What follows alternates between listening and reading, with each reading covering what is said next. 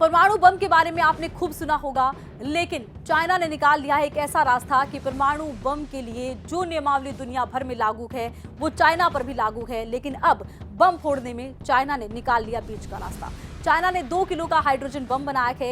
ये बम बेहद खतरनाक है और चाइना पर इस बम को बनाने के लिए क्या दबाव था? दबाव ये था कि चाइना अपने आसपास के तमाम ऐसे देश जिनकी की जमीन हड़पने के लिए आरोपी माना जाता है उन पर एक रौब रखना चाहता है। आसपास के देश, उसमें भारत भी शामिल है।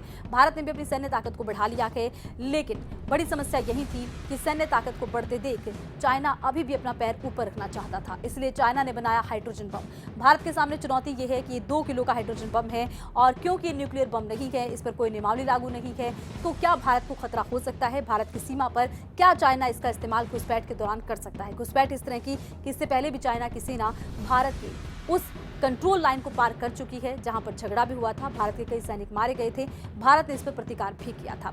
अब ये बम फोड़कर चाइना ने भारत ही नहीं बल्कि पूरी दुनिया को सकते में डाल दिया है। सवाल ये भी है, कहीं ऐसा तो नहीं होगा कि चाइना के बम बनाने के बाद अब रशिया और अमेरिका भी इसी राह पर चल निकलेंगे और इसी तरह के बम बनाए जाएंगे? अगर ऐसी होड़ शुरू हो जाती है तो न्यूक्लियर पावर का इस्तेमाल करने वाले वो देश जो खुद को परमाणु शक्ति मानते थे उनके सामने भी चुनौती है, क्योंकि इस बम को रोकना आसान नहीं होगा।